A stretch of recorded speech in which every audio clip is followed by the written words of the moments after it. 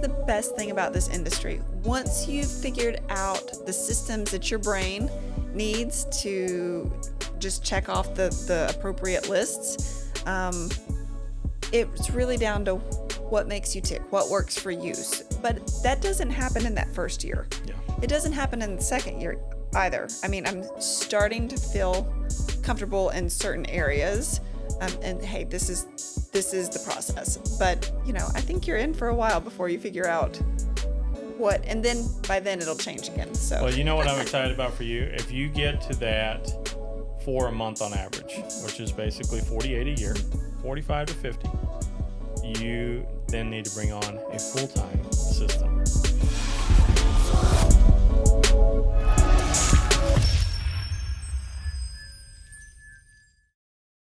Hey everybody, welcome to New Agent Jumpstart podcast. My name is Colt Callison and the host of New Agent Jumpstart. If this is your first time to the channel, do me a favor, hit the like and subscribe button, and especially if you like the content that we're bringing on a consistent basis. So this channel is designed for newer agents, right? If you just got into the industry and looking to build your career. So that's why it's called New Agent Jumpstart. So it's also for seasoned agents looking to hit that $100,000 mark per year. So I've been doing this since 2013. Never made less than $100,000 a year. Last year we made just over 400.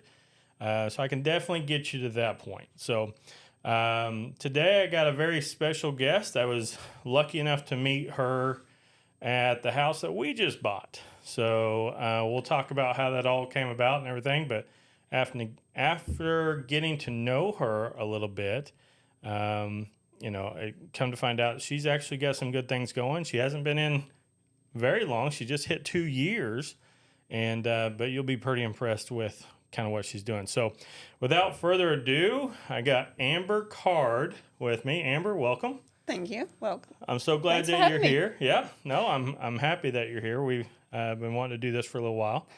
So you actually were the listing agent of the home that my wife Ashton and I just bought, last month.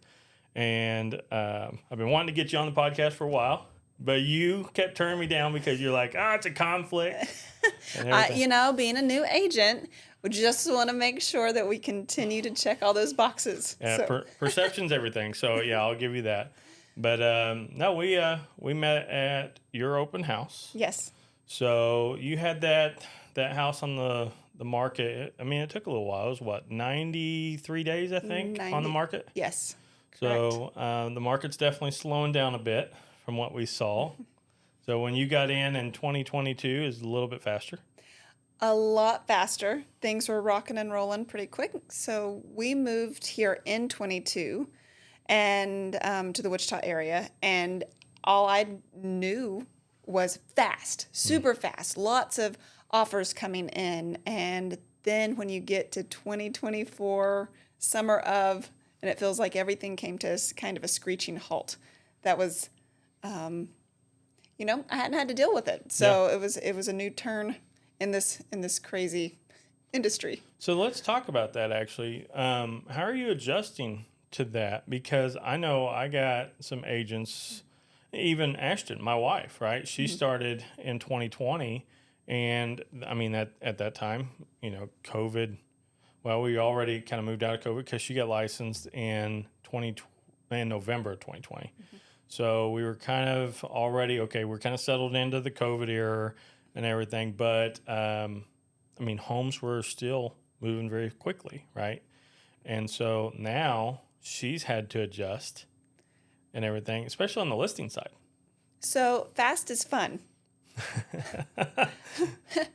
Slow is not as fun.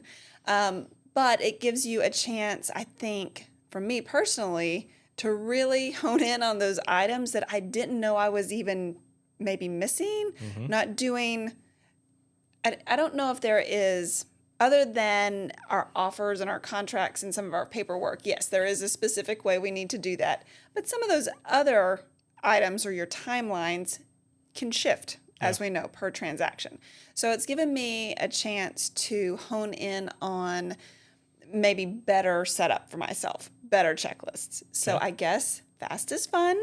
Slow gives you time to really make some changes to things that weren't working as great. What are the conversations like with your sellers now? Like, how are you prepping them for longer days on market? That is an ongoing challenge. Okay. So education from the very beginning, I feel like every agent, we go in with an education kind of mindset to our listings, and they are still kind of adamant. Well, of course, my house is going to sell in 2 days, and we're going to have 4 offers. No, Mr. Seller, no, Miss Seller. That's not how it's going to work. So Yeah. lots of conversations still. It is not easy to bridge that gap always because we've been in that go, go, go. How long have we been in the go, go, go? It lasted about 2.5 years, something like that. I would say was a really strong, Right. go multiple offers, that kind of stuff. It was really hot and heavy right before you got in 2021. Like you'd put a house on the market, and within 8 hours you had multiple offers. When we purchased in August of 22, we had been in several bidding wars. And I was very frustrated because we had moved from out of state. So when we got here, I did not realize how fast things were moving. They kept telling me, but till you live it, I don't think really grasp that. So it was interesting being the client and then turning around a few months later and being the agent. Yeah. And seeing how that really, it's kind of mind blowing. So where did you come from? I mean, now you're in Wichita, Kansas. Yep. We're a military family. Cool. So we came from Montgomery, Alabama. That is a big move. That's a big move. I've always said we've done a tour to South. So we started in Texas and made our way all the way across the South. So this is our first move to anywhere outside of the South. Right in the middle of the United States. Right in the middle, slam, boom, right there. But we've moved every 2 years, and every time we move, we buy a new house to live in. And none of them, I guess I'm kind of bougie because we don't buy to be rentals. I don't want to be a landlord from several states away, Yeah. especially if you only have one. So I could see if you're an investor and, building that. But that's not how we started. So we're always buying larger homes that weren't really, the money didn't make sense to be a rental when we left. So 2 years you move. Are you getting ready to move now?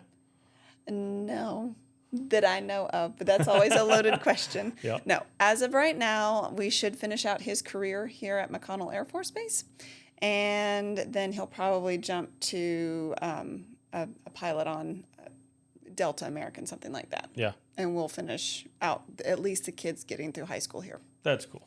That's the plan. Hopefully that all works out, because I could see real estate as one of those careers that it's hard to get started, especially in a new market.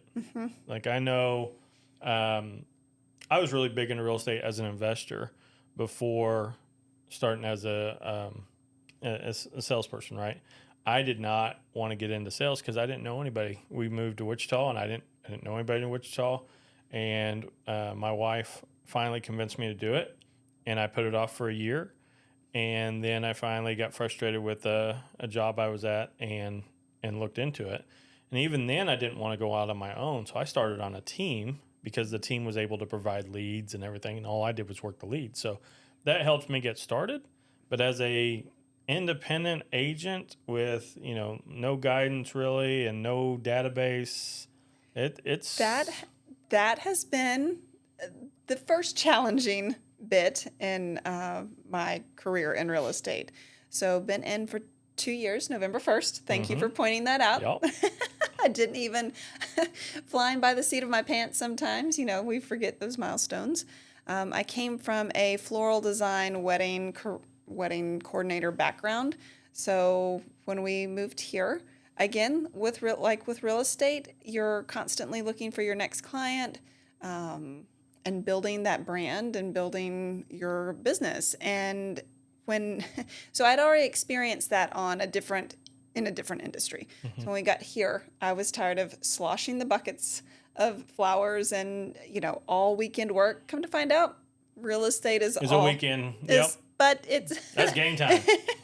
I do think that the reward on this side is a little bit better if you're looking at it just from a monetary standpoint.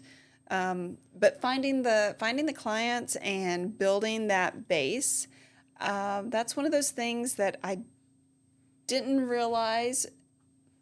But when you move to that new, just like you said, when you move to a new place, you don't have all the connections into the community. Mm-hmm. So for the past 2 years, as I'm working my business and continuing to grow, I am really branching out into the community with different chambers, with Visit Wichita. So some of those things I've really thrown myself into so the community can get to know me. Yeah. Well, I mean, let's just talk about that. You're doing an amazing job. So your first year, right, we have the numbers here. 2023, you were just a year in. You did 19 sales. So far in 2024, you're at 30 transactions for 11 million in volume. So you increased your business by a little over 50% year over year, which is great, right? And you're an independent agent. You're an individual agent, right? So that is one of the reasons after looking up your volume after we first met, I'm like, man, she's a rock star. She's on fire, right? And from a monetary standpoint, you're right. So 30 transactions, I know we're in a smaller market, but that's a great income around here. It's a great income. So going from an industry where you literally, it's like work your fingers to the bone, but it's a different type of work. Mm-hmm. Here, with real estate, it's hard work. It is. You are committed to, and I know we'll talk about that here in a minute because we've already had the conversation about listing versus buying. You just look like you were about to cry when you said that. It's hard work. And there are challenging transactions and there's challenging clients. And so, as you start building your business, you start to see what you're willing to work with, how you work with it, how well you work with that situation. So it's been a huge learning curve. Have you ever fired a client yet? No? No, I have not. They're really hard in their general direction, though. That is the most liberating thing that I've ever experienced in my career, is when you get to a point where you have enough business going on that you don't need an asshole, and you fire them. I have not, but it's only because where we were, I think, in the transaction, I'm thinking now we're to the point we can it's paperwork and we don't have to communicate quite as much. So you were already under contract when you were at that point? Right. Okay, yeah. That is the time where I would grind through and then smile all the way to the bank. Yeah, right. So check. Yeah. So, and the cool thing about this industry is, like you said, you get to pick who you want to work with. So those people don't stay in your database, right? Because those are not the people you want to build relationships with. Right. So, I mean, I've sold over 700 homes in my career, and I don't have a huge database. Like people think, oh, he's got to have, thousands of people in his database. I got about 300. So for the most part, because a lot of the people that we worked with moved out of state, or are selling, properties that were inherited and their parents lived here, but now the kids lived out of state and all that kind of stuff. So I did a lot on the listing side. So I would say probably half of our clients are out of the state that we work with. And then, the other portion are just people that we don't want to serve anymore. And we just delete them. So we focus a lot on the people that we like and that we want to build relationships with. Like, here right before Thanksgiving, we've already sent out stuff to do our pie party and build client relations and all that. We do that every year, and it's a huge, huge deal.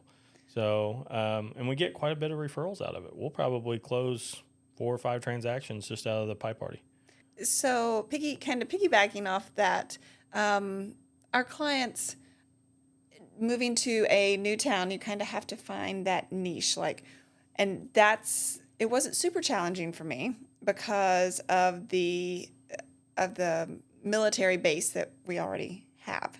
And that's where most of our people come from. So I feel like when I'm talking with other agents about the same amount of time in, they're all kind of still hunting for their client base. And I can't really relate too much to them on that because of where I am. So that's been a bonus for me. No, you've taken what you were given and you've really I've run with it yeah, you and ran loved with it Yeah. and loved on them. But sometimes when they're door to door knocking, I haven't had to do that. Yeah, I don't do that. So I'm greatly against it, actually. I think it's a very bad use of time. That's just Okay. me personally, especially with the Ring doorbells now. So people just aren't answering the door if they don't know you. But I would much rather, I still work a lot of expireds, canceled for sell by owners. So I'd much rather be in my office with a headset on and make phone calls, and I can reach a whole lot more people than I ever could if I door knocked. So, and then I know that the people that I'm calling either wanted to sell because they had their house on the market and it expired or it canceled. So they've raised their hand, expressed an interest in selling, or it's a for sale by owner saying, yeah, I'm actively trying to sell my house. I'm not successful yet. So like the one, I just put one under contract on Monday. So, at the time of this recording, 4 days ago, that was a for sale by owner that we called. So I used to be scared of them. I went 5-6 years without ever calling a for sale by owner because I just didn't know how to stand out. And then I found out that it's just a conversation. So that's interesting. So I'm asking, seriously, why? What is their motivation for being for sale by owner? So have you ever sold a car on your own? No. You've always traded it in? Uh-huh. Okay, so then in that case, you would probably use a real estate agent, right? If you weren't one yourself. That would just how your mindset would be. The average for sale by owner just wants to sell. They understand that there's a cost to sell, right? Typically, hey, I'll pay a buyer's agent. Almost every single one of them are willing to pay a buyer's agent for bringing a buyer, right? Very rarely, I'd say maybe 10% of the time, I get these idiots that just like, oh, we're not paying anybody. We think real estate agents are a waste of money. Well, they also have the buyers, so what are you going to do? Right? And you see them just staying on the market. But the typical for sale by owner, they're willing to pay a buyer's agent. They just want to save the other half, right? And if they can do it, then they'll do it. I'd say it's gotten a little bit more traction as a for sale by owner because of these discount brokers, these flat fee brokers that will, hey, you pay them up front, they'll put your house on the MLS. You're still for sale by owner, technically. Well, I guess technically you're under an agency agreement because they are an agent that's there, but they don't assist or they don't represent. They're in Kansas, they are transaction brokers. So in Kansas, a transaction broker is an agent that is not representing you, they just assist you, right? So they're not designated seller's agents or anything like that. So they still act like a for sale by owner. I don't call them if they are on the MLS. So I find their information and their listings on like Zillow. You go to Zillow, look up for sale by owners, and then I go to the tax sheet or tax records and I look up their name and their phone number is right there on Zillow as a contact. So look up their name. So when I start the conversation, if I was calling you, I'd be like, hey, Amber, I see you're trying to sell this house over here on Main Street. You still got it or do you ever get it sold? And you just start the conversation. Okay. And I kind of make a joke with it. I'm like, hey, I get it. You don't want to work with a real estate agent. I have to deal with them every day, so I completely understand what you're saying, and they just make a joke out of it and just kind of have you had any activity, how'd you come to your price, right? And, tell me some features about it. What I'd like to do is just keep it on a list, for our buyers, because I'll be honest, 98% of the agents out there, they don't look at Zillow. They only do a search through the MLS for their clients, and unless their clients are actively looking on it, we don't see it. So that is really interesting on how you find people. Thank you. Yep. So let's go. I'm really curious, what got you into real estate?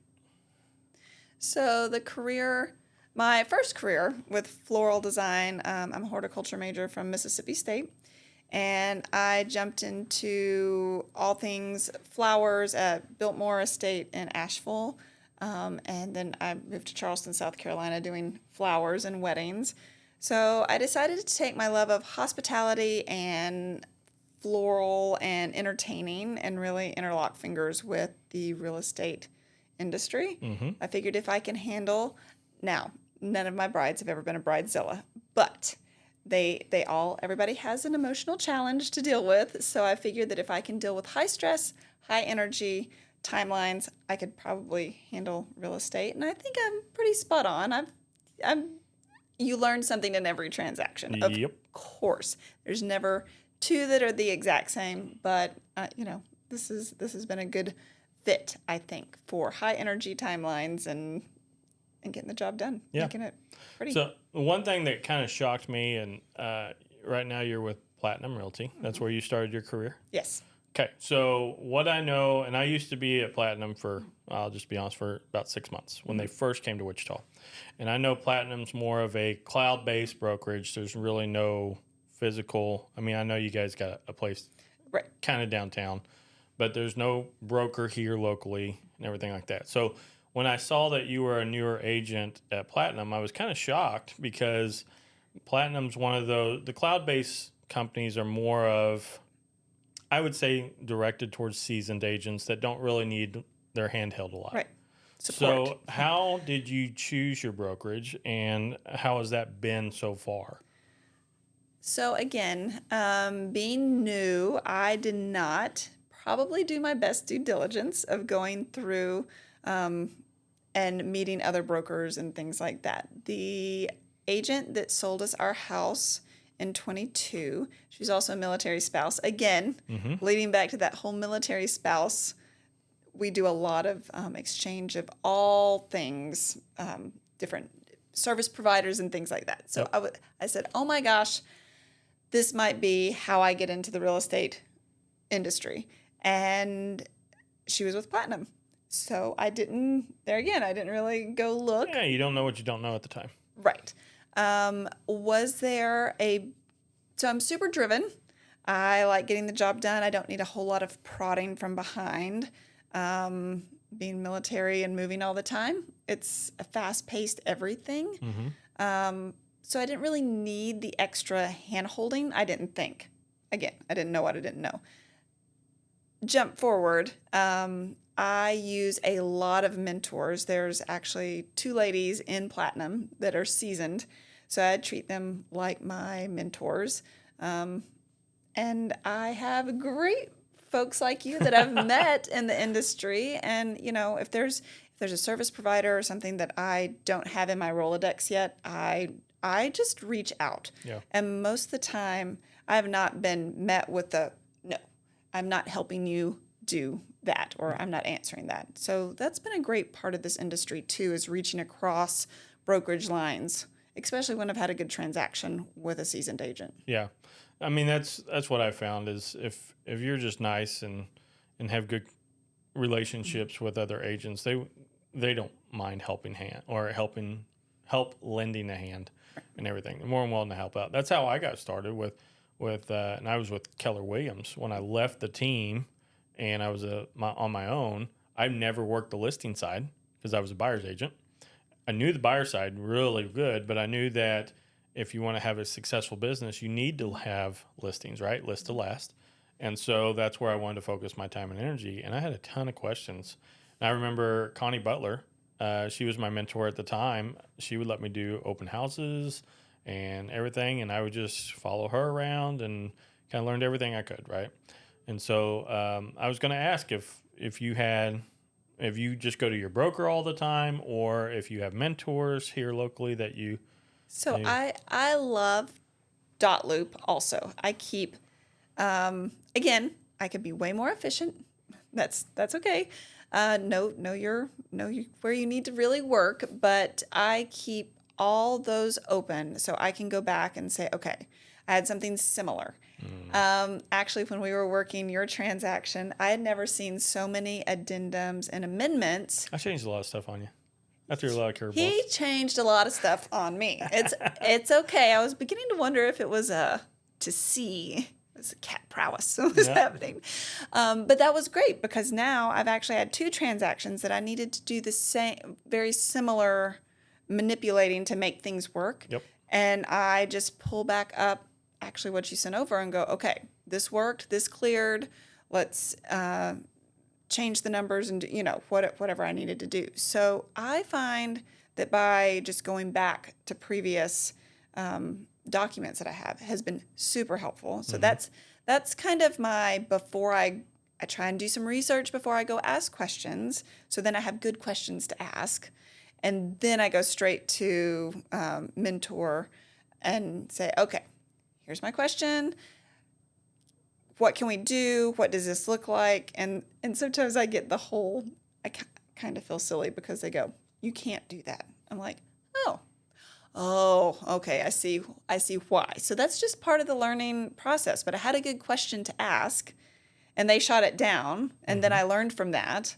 I also call lenders a lot. Not, ones that I've worked with and had good transactions with, if it has to do on the money side. And it's more of to get it right in my head. But I've always made it a point never to share their numbers with our clients. Yeah. So that's just another kind of spot check for me to make sure that I am grasping what's going on. So I do a lot of self-help. Yeah, I know I threw a lot of stuff at you. I know the first thing, it was like almost immediately after we got under contract, Yes. I sent you an amendment to change the price. And you're like, what? And, but it makes sense because, we negotiated in the contract that the seller would pay 3% to our broker, right? I was representing us, my wife and I, as the broker. And so instead of, that price, which we're financing anyway, right? We just amended the contract to drop the price by 3%, right? And then for one, I don't have to finance that money. 2, now it's not income. So I don't have to pay taxes on it. So I'd be better off to not receive that income, take it off the loan of my house, right? And now from a financial situation, I have to bring less money to the table because that lowers my overall price, but it's the same net to the seller. So the only thing that I saw that was interesting is you adjusted your commission based off the new sales price instead of, because the way I would have saw it from a listing agent is, no, our original was this price. This is what my fee would be. But I mean, I don't know how much you lost. I didn't do the math, but it was. So that. Did that ever come up? I'm curious. No. You just kind of said, this is my commission off that new price. Yeah. Which is nice of you. They were friends. So we kind of had some underlying other things happening there too. But what I really appreciated from that was the communication standpoint. So many agents get into this, I've noticed, and not pointing fingers, but I think it's just we've been fast and furious for several years. So I'm noticing that whereas I normally, unless I am flying into another meeting or I've got something going on, I will always pick up a phone call. I communicate better through words and voices and that form instead of texting and emailing. I don't feel like I always connect with what they're saying, so it's better for a verbal conversation with me. So I appreciate that you would always call before you send it over and be like, I'm sending this over, this is why. So then I could get it straight in my brain so I could also then educate, whichever side I was on. Yeah. So that was a little trick that I learned, I think when I was 2 years in. I was watching some training, and the trainer suggested doing that. Hey, always call before, you're getting ready to send over an offer, call to explain the offer or whatever, because then it prepares the other agent for what you're sending, right? Because so many times we'll send something, let's say that contract amendment, and that contract amendment says we're changing the price from X to now a lower price, and if that's all, if I didn't say anything and I just shut that over, you'd be like, what the you know. Yeah, I would have Like come we're not unglued a little Yeah, bit. exactly. So, you know, just communication's everything in this. And you're right. I would say the faster market really got agents overall to be a lot more lazy. Because it didn't used to. I remember typical home would be on the market for 45, 50 days on average, and we're not quite yet back to that, but we are moving back into a skilled based market for agents, especially on the listing side. And if you're a buyer's agent, or I would say if you're a listing agent and you think you can treat buyer agents like crap, like they did a couple of years ago, and you didn't communicate, and if you didn't accept their offer because you have multiple offers, if you didn't communicate why, or just be respectful, you're going to start to build a name for yourself, and agents will not want to work with you, and that's a real thing. Just the 2 years that I've been in, there's several that I'm going, maybe we don't have the best working relationship, and that's fine. There's plenty of all different types to go around. Well, and I'm glad you bring it up because, there's, now that we're going into this type of market where even with multiple offers, but it's still a little slower, Ashton, just this year, she's probably won 5 or 6 contracts in multiple offer situations, not necessarily being the highest priced, but yet the agent had a good working relationship with her in the past.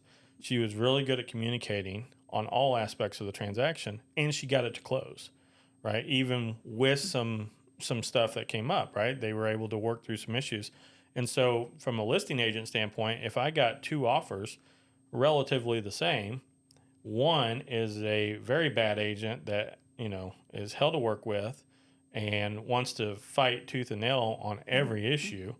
And then the other one does everything they possibly can to help get the deal to close. That's something as a listing agent I'm going to share with my seller. And I feel like a lot of people get into the real estate industry and they think it's quick money. You just do this thing, you do some paperwork, and wham, bam, thank you, ma'am, here we go. We're taking the check to the bank. And that is really the ones of those that I see that are still pretty new. I kind of grown, and I know I'm still new, but I see some of their names and I go, holy smokes, like we're just not on the same page with anything. So it's challenging, and you know that pretty quick after you work with some people. Absolutely. So looking back over the last 2 years, what do you wish you would have done differently at this point, I guess? I mean, you're not looking back 2 years, the first 2 years of my career were like a blink of an eye now after being in for, 11, almost 12 years now. But, so I've learned a lot over my career, but those first 2 years are very impactful. So they're critical to making sure you want to stay in. I think, and sometimes it's a grind. The past few months, I feel like for us have been a grind. So it's gotten slower, and you kind of take those things into account. I have to say, I had no idea getting in. I didn't know what my expectations were. Like, I was not expecting 20 the first year, 30 the second year. Those were not numbers that I had even fathomed. Going that big, kind of that fast, to me that felt really fast, because I've talked to other agents that aren't, maybe they get 2 the first year, 5 the first year. So I wish that I'd had a better timeline and efficiency. Now looking back, I can kind of say, oh, I probably should have put in place, like, okay, put in my calendar immediately. We're under contract this day. In 5 days, check on earnest money. I should have set those up, but we were going so fast, and I was learning so much on the spot. I did not have those particular, what's the word I'm looking for, practices in place. Yeah.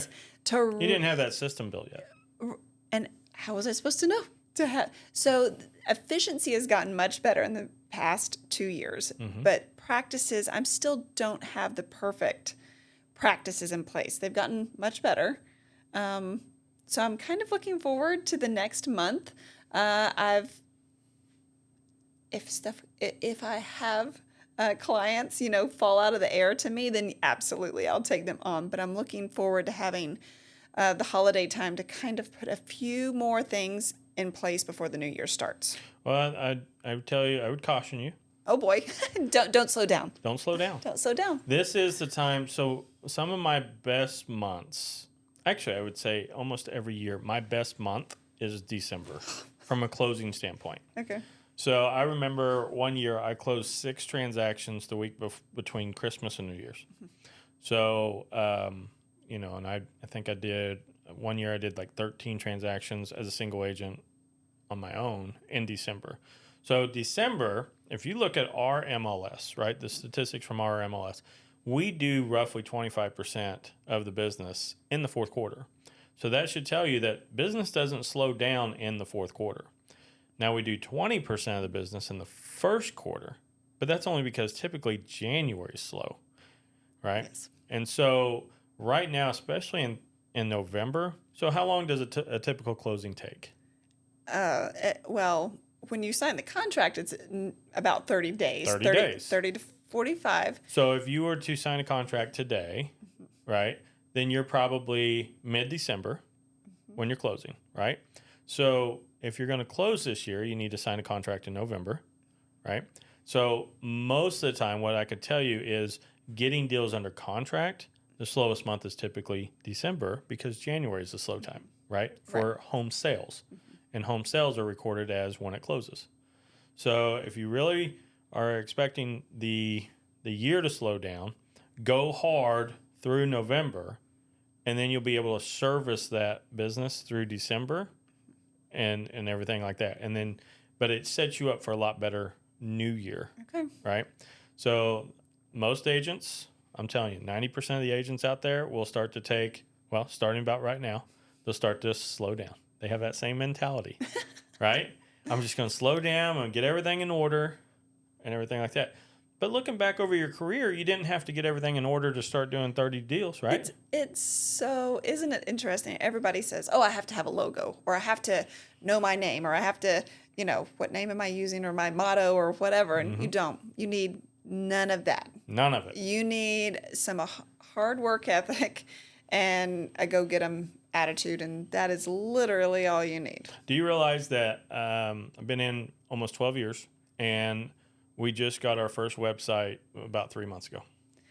I don't think a website. I like it for my business cards. I like it as a place to send people, but I'm finding that the clients that I'm working with, they're looking at my social media more than. But you still need the landing page. Well, I would agree with. So there's different ways to get clients and everything. We got the website. We're using Real Geeks for our website and everything like that. But we are now running advertising, Google pay-per-click, Facebook ads, everything like that, and it throws it back to our landing page on our website, right, to generate online leads. Okay. So because that's really what I did when I was with the team that I was on, is they were spending about $4,500 a month in Google ads and everything like that. All that traffic would land on our website. They would create accounts on our website. Once they did that, then I would have their information and I would just call. And I would use a script called LP Mama. You ever heard of LP Mama? I'm not. So LP Mama is the only script that you'll ever need from a buyer standpoint, right? It's location. So what area of town are you looking at? It's price. I try to never even say the price on the phone. M is mortgage. So need to get a loan, or are you paying cash? A is for agent. Are you currently committed to another agent? Don't say working with, right? Are you currently committed, right? Basically, we all know what commitment means. You've signed something, right? M, agent, mortgage, motivation. So do you rent or do you own? Right? Do you need to sell that one? And then the last A is for appointment. So go for the appointment at the end. So based off the information you've told me, Amber, here's what I recommend we do. Let's set up a time to meet in the office, go over the complete home buying process, and then I'll get you set up on a home search and we can go look at some homes. How does that sound to you? You can tell I've kind of said that a few times, right? A few times. So, yeah. And then if you ever find out that they're a first-time home buyer, you can skip the whole thing and basically say, Amber, it sounds like you got a lot of questions that need answered, don't you? Yep. Awesome. Based off the information you just told me, here's what I recommend we do. Let's set up a time to meet in the office. Go over the home. You see, it's the same thing.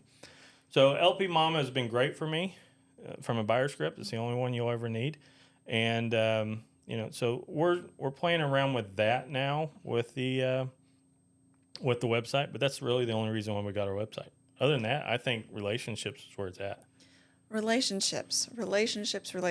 It's what makes somebody a super fan and come back to you and send their family and friends. So yes, we need the digital footprint and having somewhere for people to land softly. Yeah. And then us. Yes, I agree. If you don't build relationships, this could be a very tough industry because I was taught to be transactional. Hey, we got the leads. You go work the leads. Once you get them to closing, that's our job to make them raving fans and follow up.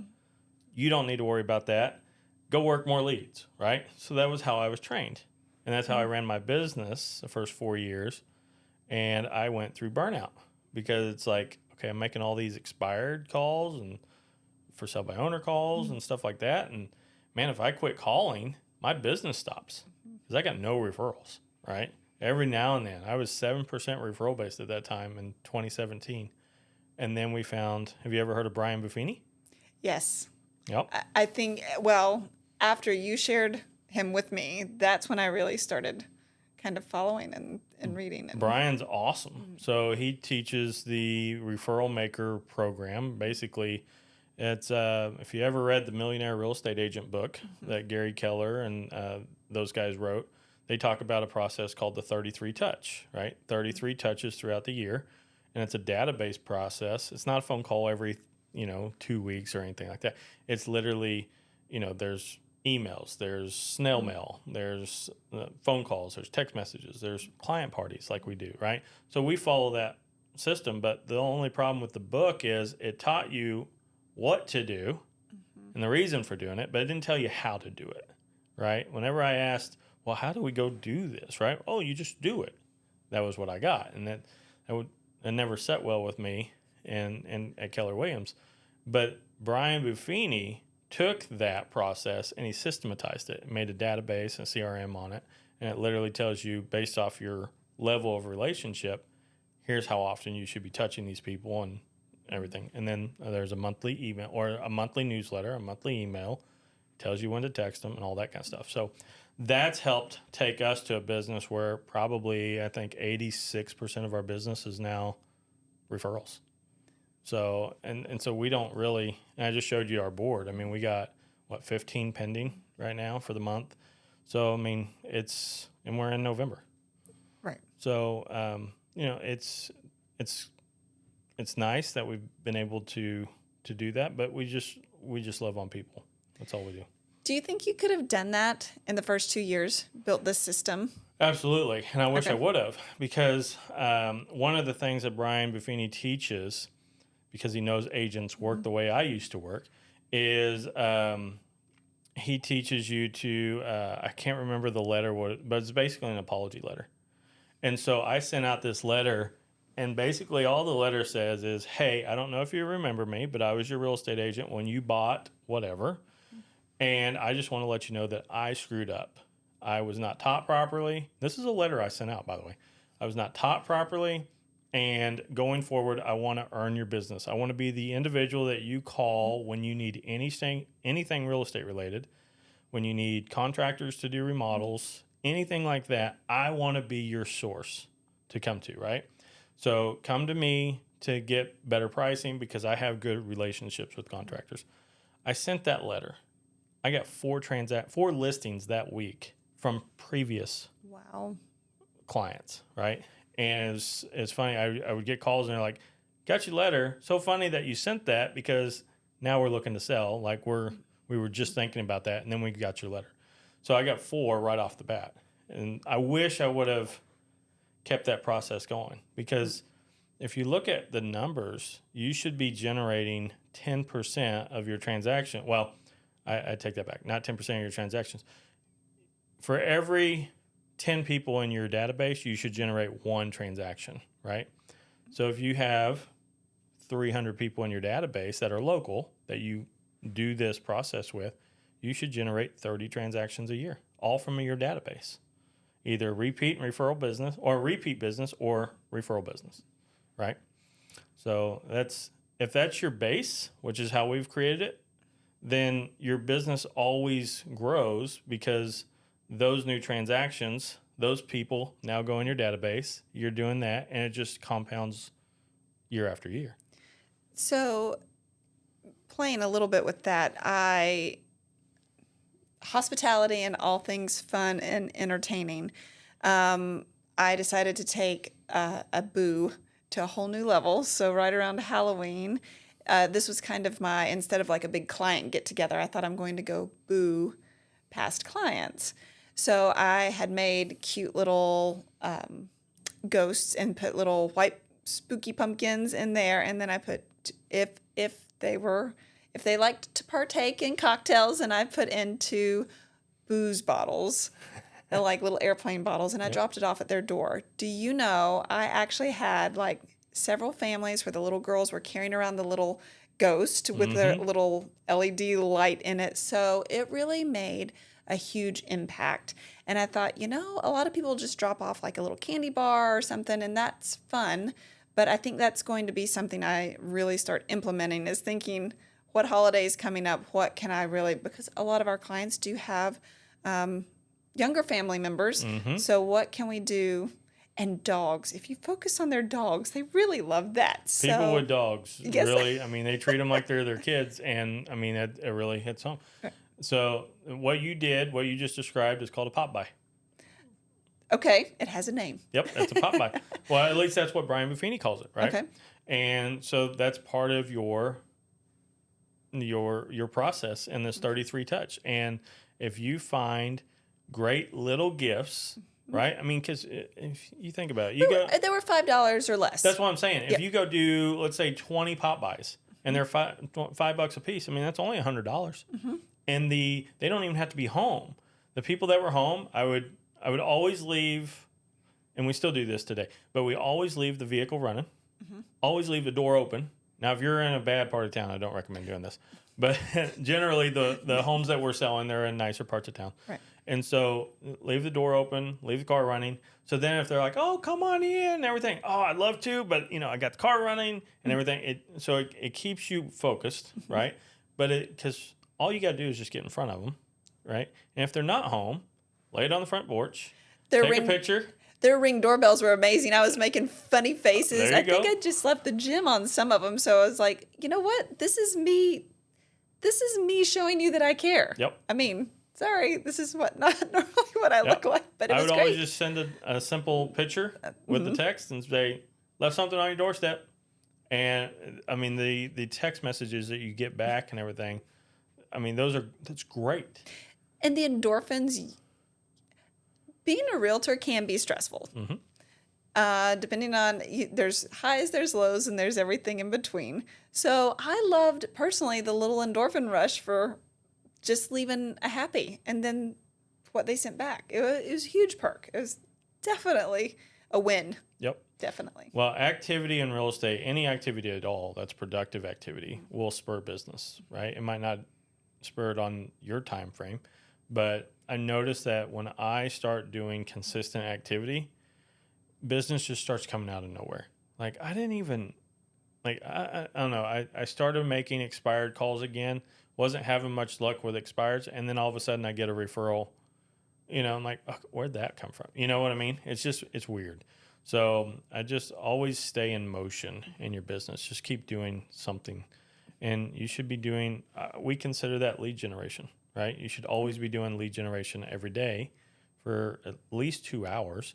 And if 2 hours of your day is driving around town, dropping off pop-by gifts, that's lead generation, right? It doesn't have to be just on the phone. It could be, sending out mailers. It could be something that gets you in front of people. And that's fun because that's where you get to put your own personality, right? Mm-hmm. Your own spin on that. So it could be whatever you find that's exciting to you. And that's great. So what's your business look like here? What's your goal for the next year? Because you just increased 50%. And I'm doing the math in my head. If you close 30 so far this year, 50% increase is now 45 next year. So I always like to do goal that I have to hit, Okay. and then my stretch goal. Okay. So I'm going to say it out loud, and then it's in the universe. So here it goes. I want to do 40. Okay. But my stretch goal is 50. Okay. So to me, yikes. I do need to focus a little bit more in on the big whiteboard. Mm-hmm. I need to have procedures in place and hold myself accountable to keep them there, to keep it logged better. Mm-hmm. But lead generation, being that it'll be my third year, a lot of military families move every 2 to 3 years. Mm-hmm. So that means that repeat business could potentially be some of my lead generation that'll be coming in and listings. But now I've been in front of this many more people. So hopefully as new people come in, my name continues. But that's not going to get me to 50. So this year it's going to be, if I want those numbers, I'm going to have to dive into doing my CRM. Yep. And doing more. Well, there's two different things. There's prospecting, which is an outbound, you calling people and everything. And then there's marketing, right? So you gotta play with a little bit of both. Mm-hmm. So prospecting can be loving on your database and everything, and then marketing is, okay, how do I work on social media to get out to more people and all that kind of stuff. So marketing is probably going to be my first. Okay. Like really hone in on a marketing campaign. Mm-hmm. Yep. So I like, just to throw this out there, I don't disagree with you at all. I like to be more prospecting based, marketing enhanced. Okay. So a lot of agents do marketing based, prospecting enhanced. But I would rather you have more control over your business if you prospect more, right? And you're doing more active activities. I see marketing as more of a passive, and most agents like to do the marketing because it's easy, right? You don't get the immediate rejection. You don't even know if you got rejected. Right. Because if they throw your marketing in the trash, you don't know, right? So that's what I tend to see. So you want to be prospecting based so you can control most of your business, and then marketing enhanced so that people get to know who you are, especially if you're going to farm a neighborhood or do stuff like that. So that's all I would say with that. That actually gives me having a direction, having just that one item that I can focus on and really kind of sink my teeth into and get going. That's super helpful for year number 3. As we kind of wrap down, I got to get your thoughts because it's mixed out there. There's some agents that say open houses don't work and they tell their sellers that. There's agents that say, I love open houses, they work. What's your thoughts on open houses? I think it goes both ways. Okay. I do love a good party, though. So I always approach an open house as a fun way to meet people, let them see. Maybe they're introverts, the buyers coming in, and they do not want to have a party. Mm-hmm.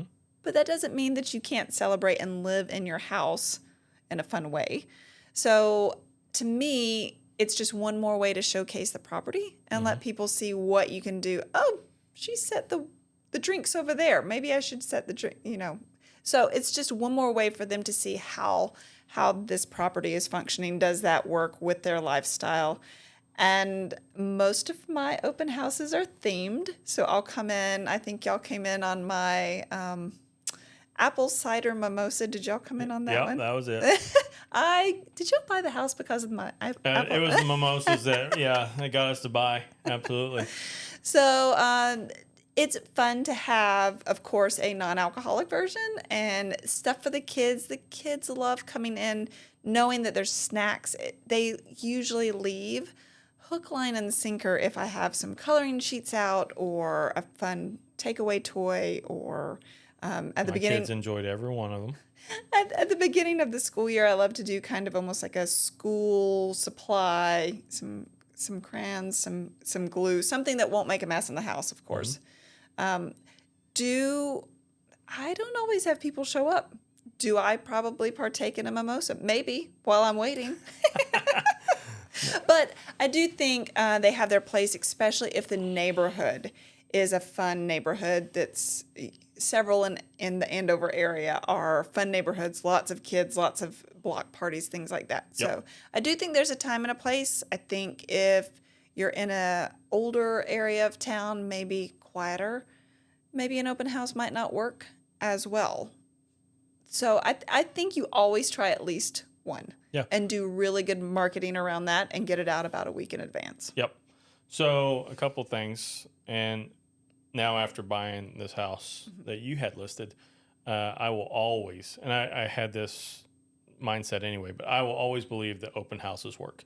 So after we switched over from the prospecting, calling expireds, canceled and everything, in 2017, at the end of 2016, when I learned about Brian Buffini, we switched over to, okay, all of 2017, I'm not going to make a single cold call, right? No outbound prospecting for expireds or canceled or for sale by owners. So I never made a single cold call. It was only to work my database, so the people I already knew, and I did open houses. That's the only two things I did, and my business went up 87% the next year. I almost doubled my business from the year before. So I will say open houses work. And I will also say that we were in the market to buy and were pre-approved and looking to buy for about a month and a half before we went out and went to your open house. And I saw it on the MLS. And, of course, even though we have the MLS still looking at realtor.com, just kind of searching through, I saw it because it met our criteria that we were looking for many times. And I liked the house. And I would send it to Ashton, and she would say, "Oh, I just don't like how the third car garage is on the inside. It just looks different because normally it's the big garage, and then on the outside it's the single car garage." She didn't like that, right? So for the longest time, she wouldn't look at it. And then when you had that, I think you said that was like your 6th open house on that one or something like that. You had that open house on the day that we show up. I'm sitting in the living room. She's sitting in the living room. We're just scrolling on our phones. And I'm like, hey, it's like 2:00. Let's just go look at this house. It's just down the road and just see what it's like. Let's just get out of the house and go do something. So we packed up the kids just to go down there. And then when we first looked at that house, it had that third car garage, but that's where it came out of the utility room, off the kitchen, everything like that. And we have motorcycles. And so that shorter, because of the stairs, Works better. that works better because that third car garage now is where the motorcycles go. And now we can fit my full-size truck and we can get her full-size SUV. And in the 2-car garage, it's oversized and it's a lot bigger, which was different than the house we moved from. So we couldn't get a full-size SUV for her if we stayed where we were. And so that worked out perfectly. And then, of course, she loved the rest of the house. So it actually worked out. So if you did not do an open house, we would have never went and looked at it. And okay, I say all that because you never know who your buyer is, right? Right. And so I also think being a buyer's agent side, I send some of my clients out to open houses. Correct. And then I love the follow-up after the open house because that means they're kind of hook, line, and sinker at that point. If you're going back for a second viewing from an open house and they just want that quiet time to really go, of course, it's quiet time for y'all anyway because nobody else was there. But I think I like the follow-up from an open house too. So it gives you just one more. They've already had the first glance. Now we're going in and really figuring it out on the second. Absolutely. And you wouldn't have even had that opportunity without the open house. Yep. I tell every buyer that I work with, hey, if you ever see a house that you'd like to go and it's on the weekend and they're having an open house, go. Just go to the open house. Because, you're not wasting anybody's time. Right. So just go and look at it, and then if you like it, just let the agent know that you're already represented, and they have to leave you alone from Right. there. They can't bug you for information. So I tell them, don't even sign in, and don't do any of that because there's nothing they can do. So they can't reach out to you. So Yep. they have to go to me. Just give them my card. So Sim. yep. So I love open houses, and I will say that if you follow a system, like I have a 26-point open house checklist that has everything from the planning, the marketing, So I would never do an open house that's way out in the country, right? Because you're not going to get any traffic. You want high traffic areas. You want it to be very close to a shopping center or a food market, what I mean, like a Dillon's or a Walmart or something like that. You want high traffic areas that you can get signage out and get a lot of traffic on signage. Therefore, the longest time I would put a minimum of 25 directional signs out in a neighborhood. Wow. Yep. And it sounds like a lot, and it is, but I would typically, the way that checklist works, if you do it properly and you're running Facebook ads, 3 to 4 days ahead of time, and you're doing video stuff for social media ahead of time, and you got out all your directionals on Friday and everything, I would typically get 30 to 40 groups through an open house in 2 hours. So, which is around Wichita that's a lot. That's a lot. Yep. I've never had that many through an open house. Yep. I had a lot of open houses in the past, and we're getting back into open houses, so we're getting back into that process. But before COVID, I would have a lot of open houses where I could never sit down because I had so many people, and I had a lot of open houses where I couldn't even talk to everybody. I just, hey, come on in, yada, yada, take a yada, look. and let me know if you have any questions. And I would kind of pinpoint who I thought was most interested, and we would just go from there. And the people that wanted to just walk in because they were looky-loos, I would let them walk in, walk right back out. Right. So, yeah, it just takes again, it comes back to systems, right? And you can, I say all the time, because I heard it from Joshua Smith in Phoenix. He's a real estate guy. Everything works and nothing doesn't. So if you do nothing, you're going to get nothing. Right. But everything out there, mailers work, door knocking works, prospecting on the phone works, open houses work, everything works if you just do it consistently. That's the best thing about this industry. Once you've figured out the systems that your brain needs to just check off the appropriate lists, it's really down to what makes you tick, what works for you. But that doesn't happen in that first year. Yeah. It doesn't happen in the second year either. I mean, I'm starting to feel comfortable in certain areas, and hey, this is the process. But I think you're in for a while before you figure out what, and then by then it'll change again. So, well, you know what I'm excited about for you? If you get to that for a month on average, which is basically 48 a year, 45 to 50, you then need to bring on a full-time assistant. I feel like at 30, I need a full-time assistant. Well, I would say at 30, you're right there on the cusp of it, but you're still where you're trying to figure out your own systems, right? And it's hard to bring somebody else in to do it the way you want it done. If you don't have it figured out yet. So take this time, figure out how you want things to go, because your business will take a hit initially, right? It's called the check mark effect. So when you bring on your full-time assistant, you have to now take time out of your normal day-to-day business of getting business to train your person. So that takes a little bit of prospecting and marketing off the table, and your business will drop a little bit.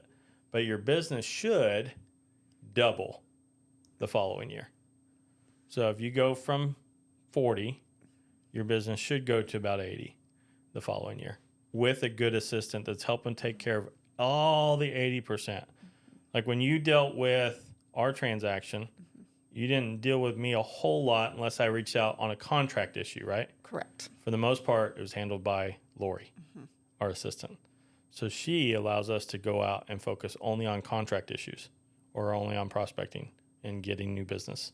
She handles all the 80% of your business that only accounts for a little bit of your business. Right. But if you're doing it all yourself, those first few years, you feel like there's just a lot of paperwork and a lot of things to make sure you're hitting. But having that extra person in place clutch to grow in your business. Oh, for sure, because she'll get good at the paperwork stuff, and you get somebody good like Lori, and she'll build systems that you didn't even know you needed, and everything to really grow your stuff. And then she also should take over marketing and everything. So you don't need to be worrying about mailers because your assistant should be doing it. You don't need to be working to get feedback on the showings on your listings because your assistant should be doing it. So, but if you then take the extra time that's now freed up and go put those into the parts of your business that generate business, then that's when you'll see success. If you just say, hey, I'm glad you're here. Thanks for doing all this work. I'm going to go shopping or I'm going to go get my nails done. Then, oh, bummer. Yeah, it doesn't work that way, right? It should allow you to focus on your key activities. And in real estate, there's only 5 key activities that you should be doing. And it's basically prospecting, showing homes, going on appointments, getting under contracts. I mean, it's not a whole lot. So I used to hear before I really had my first, I would say 5 transactions. Oh, I do this as a hobby. How? How do you do this as a hobby? Not well.